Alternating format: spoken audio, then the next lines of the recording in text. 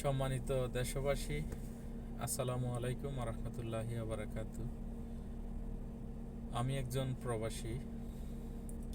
অত্যন্ত দুঃখের সাথে বলতে হচ্ছে, আজ ভালো নেই প্রবাসী, ভালো নেই রেমিটেন্স যোদ্ধা, ভালো নেই দেশ। এটাই কি মহান মুক্তিযুদ্ধের স্বাধীনতার লাল সবুজের বাংলাদেশ? স্বাধীনতার 53 বছর পরে এসেও আজকে বলতে হচ্ছে আমাদের ছাত্র সমাজ বৈষম্য বিরোধী কোটা আন্দোলনের জন্য তাদের যৌক্তিক দাবিগুলো তারা সরকারের কাছে তুলে ধরেছেন। তারই পরিপ্রেক্ষিতে বাংলাদেশ সরকার, বাংলাদেশ পুলিশ প্রশাসন, বাংলাদেশ সরকারের কিছু মন্ত্রীদের উস্কানিমূলক কথাবার্তার কারণে আজকে বাংলাদেশের এই পরিস্থিতি সৃষ্টি হয়েছে বলে আমি মনে করি। সম্মানিত দেশবাসী, আমরা প্রবাসীরা যারা দেশের বাইরে আছি, আমরা শুধু নিজেদের পরিবারের কথা ভেবে, নিজেদের দেশের কথা ভেবে আমরা হাজার হাজার মাইল দূরে পড়ে আছি, শুধু আমাদের দেশের অর্থনৈতিক অবস্থার কথা বিবেচনা করে নিজের পরিবারের মুখে হাসি ফুটানোর জন্য। সেই প্রবাসীদেরকে বিভিন্নভাবে নির্যাতিত হতে হয়। এয়ারপোর্টে গেলেও হয়রানির শিকার হতে হয়, পাসপোর্ট করাতে গেলেও হয়রানির শিকার হতে হয়। আপনারা যারা প্রবাসী আছেন, বিভিন্ন সোশ্যাল মিডিয়ার মাধ্যমে আপনারা সেগুলো অবগত আছেন। সেই কোটা আন্দোলনকে কেন্দ্র করে আমাদের পরিবারকে আমাদের থেকে প্রায় 1 সপ্তাহ পর্যন্ত বিচ্ছিন্ন রেখেছেন। প্রবাসীদের অক্সিজেন হচ্ছে তাদের পরিবার, প্রবাসীদের অক্সিজেন হচ্ছে তাদের দেশ। আমরা প্রবাসীরা প্রায় 16 ঘন্টা, কেউ 12 ঘন্টা, কেউ 14 ঘন্টা কাজ করে আসার পরেও যখন শুনি, বাড়িতে ফোন দিয়ে যখন শুনি আমাদের পরিবার পরিজন ভালো আছে, তখন আমাদের যে ক্লান্তিটা সেটা নিমিষেই দূর হয়ে যায়। যখনই আমরা শুনি আমাদের দেশ ভালো নেই, আমাদের পরিবার পরিজন ভালো নেই, তখনই আমাদের যে কষ্ট সেটা আমার মনে হয় দ্বিগুণ হয়ে যায়। কেননা আমাদের মতো প্রবাসী যারা আছে, আমাদের অক্সিজেন হচ্ছে আমাদের পরিবার, আমাদের দেশ। পরিবার যখনই ভালো থাকে তখনই প্রত্যেকটা প্রবাসী ভালো থাকে। শত কষ্ট নিয়েও বলতে পারি আমরা ভালো আছি। আজ সেই প্রবাসীদেরকে আপনারা 1 সপ্তাহ পর্যন্ত আপনারা আমাদের পরিবার থেকে বিচ্ছিন্ন রেখেছেন, বাংলাদেশকে বিচ্ছিন্ন রেখেছেন। ছাত্রদের এই যৌক্তিক কোটা আন্দোলনে আপনারা চাইলে, যারা মন্ত্রীরা আছেন, যারা সরকার আছেন, আপনারা সুন্দরভাবে সেটাকে সলিউশন করতে পারতেন।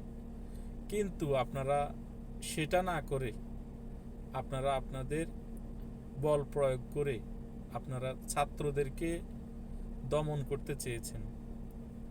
তার প্রতিফলন আজকে শত শত ছাত্রছাত্রীকে, পথচারীকে জীবন দিতে হয়েছে।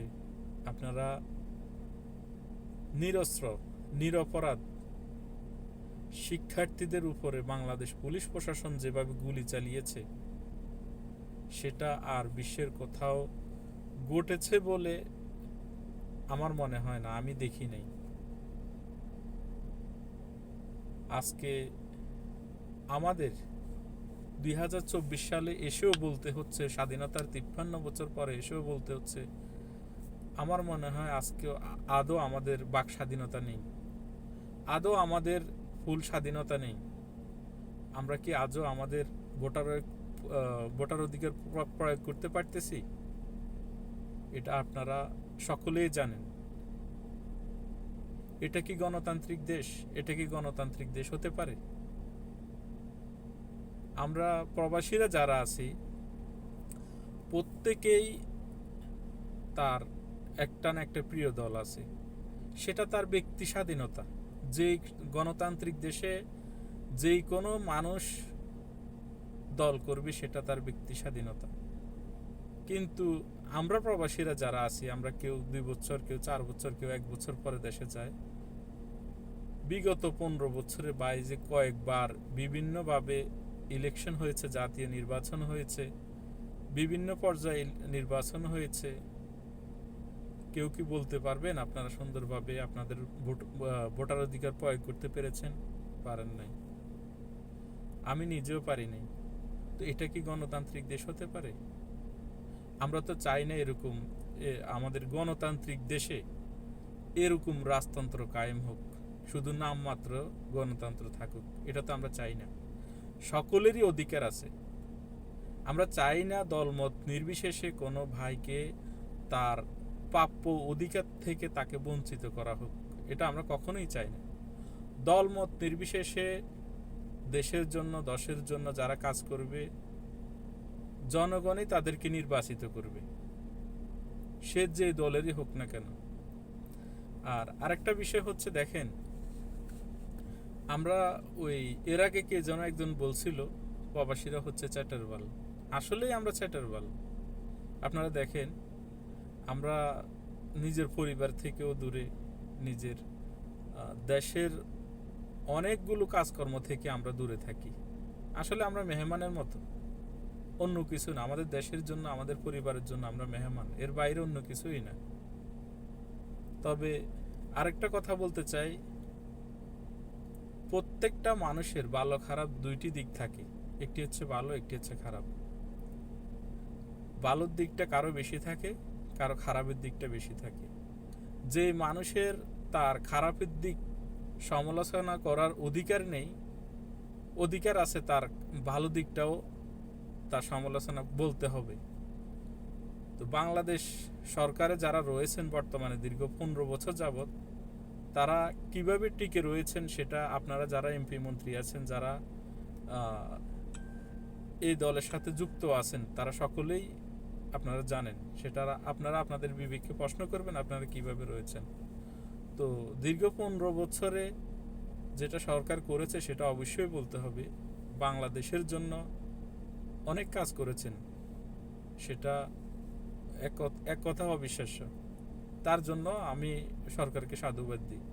কিন্তু আমাদের স্বাধীনতা, আমাদের বাক স্বাধীনতা, আমাদের ভোটার অধিকার প্রয়োগ, বিভিন্ন ইস্যুতে অন্যান্য দলকে দমিয়ে রাখা, এটা বাংলাদেশের জনগণ কখনোই চায় না।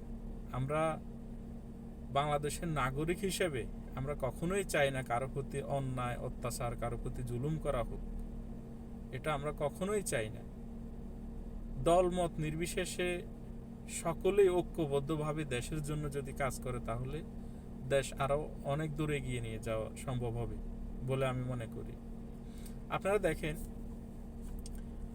এই কোটা সংস্কার আন্দোলনের জন্য ইস্যুকে কেন্দ্র করে আজকে বাংলাদেশের যে পরিস্থিতি সৃষ্টি হয়েছে, সেটা যদি নির্দলীয় সরকার যদি গঠন থাকতো, জনগণের ভোটার অধিকার প্রয়োগের ক্ষেত্রে যদি এই সরকার থাকতো, তাহলে বিভিন্ন দলই চেষ্টা করতো না এই আন্দোলনকে কিভাবে দমন করা যায়, কিভাবে সুন্দরভাবে সমাধান করা যায়। কিন্তু বিভিন্ন ইস্যুকে কেন্দ্র করে এই আন্দোলন আজকে সৃষ্টি হয়েছে। এটা বিগত 15 বছরের মানুষের ক্ষোভের বহিঃপ্রকাশ বলে আমি মনে করি। বিভিন্ন ইস্যুতে আপনারা একটা জিনিস দেখেন, বিগত 15 বছরে সাধারণ মানুষের উপরে বা যারা বিএনপি জামাত করে তাদের উপরে সরকার অনেকভাবে নির্যাতন চালিয়েছেন, যেটা আপনারাই জানেন। এটা কিন্তু আমি একজন দেশের সাধারণ নাগরিক হিসেবে আমি এটা কখনোই আশা করি না। এটার প্রতিফলন কিন্তু আপনারা ভবিষ্যতেও পেতে হবে। কেননা কোনো মানুষই চিরস্থায়ী নয় এই দুনিয়াতে, কোনো দলের চিরস্থায়ী নয়। কেউ যেভাবে আমাদের, বিশেষ করে আমাদের দেশের সরকার যখন ক্ষমতায় আসে তখনই বিরোধী দলের উপরে অন্যায় অত্যাচার করে, হোক সেটা আওয়ামী লীগ বা বিএনপি। অতীতেও আপনারা দেখেছেন বিএনপিও অনেক করেছে, যেটা বলতে হয়, যেটা সত্য সেটা বলতে হবে। কিন্তু বর্তমান সরকারও যে পরিমাণ করেছেন, আমার মনে হয় স্বাধীনতার পরে আর কোনো সরকার এরকম করে নাই। যেটা আমাদের দেশের জন্য, আমাদের দেশের জন্য খুবই লজ্জাজনক। গণতান্ত্রিক দেশ হিসেবে সেটা আমরা কখনোই কামনা করি না। আমরা চাই না কোনো মায়ের বুক খালি হোক, কোনো বোন তার ভাইকে হারিয়ে ফেলুক, কোনো ছেলে মেয়ে তার বাবাকে হারিয়ে ফেলুক, কোনো স্ত্রী তার স্বামীকে হারিয়ে ফেলুক। বর্তমানে যে পরিস্থিতি সৃষ্টি হয়েছে, আসলে কি বলবো, অনেক কথা বলতে চাচ্ছি, কেন জানি বলতে পারতেছি না, বুঝছেন। তবে গণতান্ত্রিক দেশে আমরা চাই যে সরকারে আসুক বা যে যারাই আসুক, গণতান্ত্রিক দেশে আমরা চাই ভোটার অধিকার যেন সকল মানুষে প্রয়োগ করতে পারে। এরকম আমাদের দেশের মতো রাজনীতি যেন আর না হয়। এটা দেখেন, একটা জিনিস দেখেন, আমাদের দেশে বর্তমানে যে নোংরা রাজনীতি সৃষ্টি হয়েছে, এটাকে আমি নোংরা রাজনীতি বলি, হোক সেটা আওয়ামী লীগ বা বিএনপি। এই যে দেখেন, নিজের লাভের জন্য, নিজে ক্ষমতায় যাওয়ার জন্য বা ক্ষমতায় টিকে থাকার জন্য সাধারণ মানুষের উপরে বা বিরোধী দলের উপরে যেভাবে নির্যাতন নিপীড়ন চালানো হয়, সেটা বিশ্বের মধ্যে আর কোথাও আছে বলে আমার মনে হচ্ছে না। আমি মনে করি সম্পদের চাইতে মানুষের জীবনের মূল্য অনেক বেশি। সম্পদ একসময় ঠিক করা যাবে, সেটাকে আরো বেশিও করা যাবে, কিন্তু একজন মানুষের জীবন যদি একবার চলে যায়, সেটা কখনোই ফিরিয়ে আনা সম্ভব না।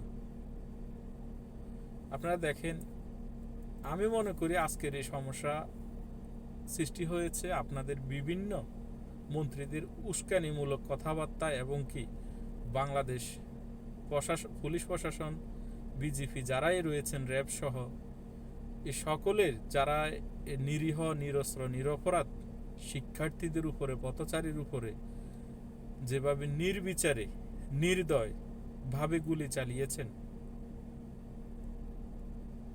এটা কি আদৌ কাম্য? এটা কি আদৌ কাম্য আমাদের গণতান্ত্রিক দেশে? এটা কি কোনো সভ্য সমাজ হতে পারে? এটা কি কোনো সভ্য জাতির কাজ হতে পারে? আজকে সোশ্যাল মিডিয়ার মাধ্যমে বিভিন্ন ভিডিও দেখে আমরা হতভম্ব হয়ে যাই। আসলে চোখের অশ্রু ধরে রাখা যায় না। আপনি রাজনৈতিকভাবে আপনি যেই দলে করুন না কেন, সেটা আপনার ব্যক্তি স্বাধীনতা, আপনার ব্যক্তিগত ব্যাপার। কিন্তু আপনি যদি সত্য যদি না বলতে পারেন, তাহলে আপনি বিবেকহীন মানুষ। আপনার সত্যকে সত্য বলতেই হবে। আপনি যদি সত্য যদি না বলতে পারেন, তাহলে নিজে ভাবতে হবে, বুঝতে হবে, আপনার নিজের স্বার্থের জন্য, আপনার দলের জন্য আপনি বিকৃত হয়ে গেছেন, আপনার বিবেক মরে গেছে। বাংলাদেশের যে সকল কোটা আন্দোলনকে কেন্দ্র করে যে সকল মানুষ ইন্তেকাল করেছেন, আমরা তাদের রুহের মাগফিরাত কামনা করি এবং শোকাহত পরিবারের প্রতি সমবেদনা জানাচ্ছি। এই ভাষা আসলেই প্রকাশ করার মতো না। সকলেই, অনেকেই পিতামাতার মা বাপ হয়েছেন, আপনারা জানেন আপনাদের সন্তান অসুস্থ হলে আপনাদের কাছে কিরকম লাগে, আর যারা তাদের ছোট ছোট বাচ্চাদেরকে হারিয়েছে, তাদের কাছে কিরকম ফিল হচ্ছে। 6 বছরের একটি মেয়েকে গুলি করা হয়েছে, 8 বছরের একটি ছেলেকে গুলি করা হয়েছে, 10 বছরের একটা ছেলেকে গুলি করা হয়েছে, তাদেরকে হত্যা করা হয়েছে। তাদের কি দোষ ছিল? তারা তো কেউ ছাদে ছিল, কেউ ঘরে ছিল। কি প্রয়োজন ছিল এভাবে নির্বিচারে মানুষের প্রতি গুলি চালানো?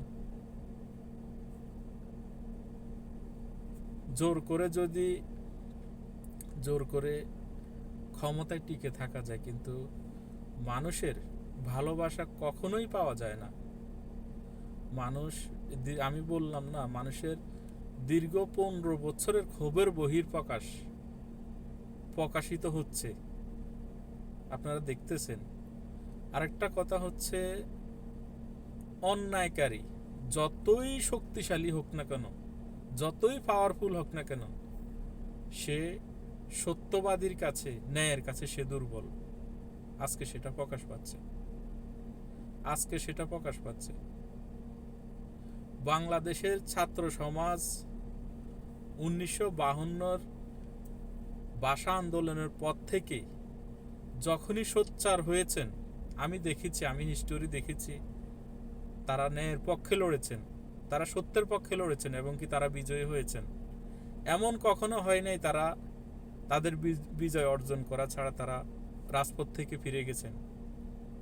আজও তারা বিজয় অর্জন করেছেন। কিন্তু এখনো যেটা চলমান হচ্ছে, সেটা হচ্ছে, আমি মনে করি অবিলম্বে বাংলাদেশ সরকারকে এবং স্বরাষ্ট্রমন্ত্রী এবং পুলিশ প্রশাসন যারা এই নিকৃষ্ট কাজগুলো করেছেন, যারা হত্যা করেছেন, তাদেরকে বিচারের আওতায় নিয়ে আসা হোক এবং অনতিবিলম্বে যে সকল মন্ত্রীরা রয়েছেন তাদেরকে অবশ্যই পদত্যাগ করে বিচারের আওতায় নিয়ে আসতে হবে। তাহলে আমার মনে হয় বাংলাদেশ শান্ত হবে।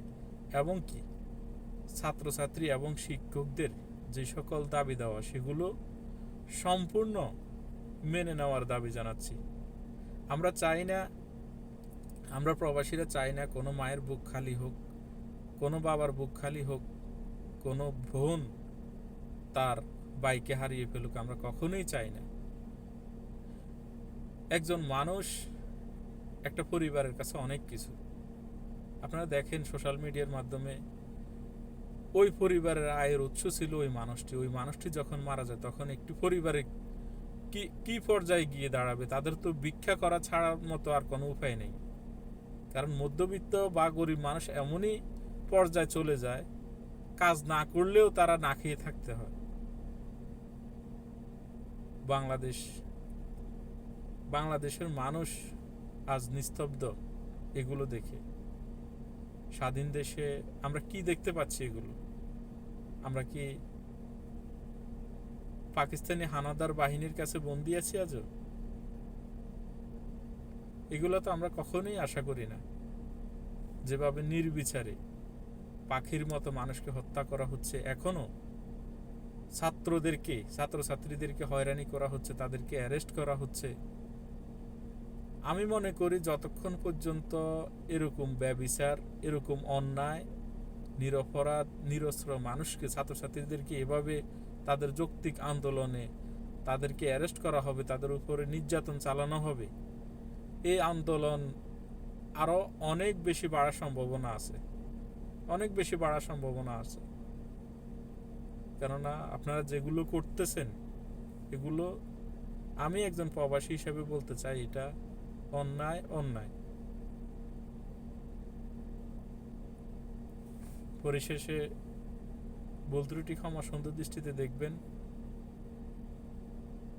আমরা চাই দেশের মানুষ ভালো থাকুক, দেশ সুন্দরভাবে চলুক, দেশের উন্নতি হোক, দেশের মানুষের কথা বলার স্বাধীনতা থাকুক, দেশের মানুষ যেন ভোটার অধিকার প্রয়োগ করতে পারে সেটা থাকুক, সকলের যেন সমান অধিকার থাকে। বাংলাদেশের পুলিশ প্রশাসন যেন প্রশাসনের মতো কাজ করে সে প্রত্যাশাই করি। সকলেই ভুল ত্রুটি ক্ষমা সুন্দর দৃষ্টিতে দেখবেন, দল মত নির্বিশেষে। আমরা চাই আমাদের দেশ সুন্দর একটা রাষ্ট্রে পরিণত হোক। আমরা চাই না কারোর সাথে এভাবে জুলুম, অত্যাচার, সেটা আমরা সাধারণ জনগণ হিসেবে, আমরা প্রবাসী হিসেবে আমরা কখনোই চাই না। আপনারা দেখেন, আমি যদি আজকে ক্ষমতায় আছি, আমি যদি আরেকজনের উপরে অন্যায় করি, আজ হোক আর কাল হোক, আমি কিন্তু ক্ষমতা কিন্তু কারোই চিরস্থায়ী নয়, মানুষও তো চিরস্থায়ী নয়। তখন আমাকে আজ হোক আর কাল হোক আমাকে সেটার পরিণাম ভোগ করতে হবে। তাহলে হিংসার রাজনীতি কেন? এই প্রতিহিংসার রাজনীতি কেন? রাজনীতিবিদরা তো দেশের উন্নয়নের জন্য কাজ করবেন, সাধারণ মানুষের জন্য কাজ করবেন। তাহলে কেন এরকম মানুষের উপরে অন্যায় অত্যাচার, মানুষের উপরে জুল জুলুম, এগুলা কেন? এগুলা তো আমরা সাধারণ মানুষ হিসেবে, আমরা প্রবাসী হিসেবে আমরা টোটালি এগুলো পছন্দ করি না। আর বাংলাদেশকে আমি আমার দিক থেকে মনে করি অনেক কিছু সংস্কার করা প্রয়োজন। বাংলাদেশের বর্তমান সময়ে এসে বলতে হচ্ছে বাংলাদেশে এখনো আমার মনে হয় এমন কোনো সরকারি প্রতিষ্ঠান নাই গুটি কয়েকটা বাদে যেখানে ঘুষ বাণিজ্য হয় না, যেখানে ঘুষ ছাড়া কোনো কাজ হয়, দালাল ছাড়া কোনো কাজ হয়। এমন গুটি কয়েকটা প্রতিষ্ঠান ছাড়া আমার মনে হয় সরকারি আপনার মাদ্রাসা বা স্কুল বলেন, এগুলো বাদে আমার মনে হয় অন্য অন্য কোনো প্রতিষ্ঠানে ঘুষ ছাড়া কোনো কাজ হয় বলে আমার মনে হচ্ছে না। তো এগুলা কেন? আমরা তো দেশের জনগণ এগুলা চাই না। আমরা চাই দেশ সুন্দরভাবে চলুক, সুন্দরভাবে মানুষ বসবাস করুক। ঠিক আছে, সবাই ভালো থাকবেন। আল্লাহ হাফেজ, আসসালামু আলাইকুম।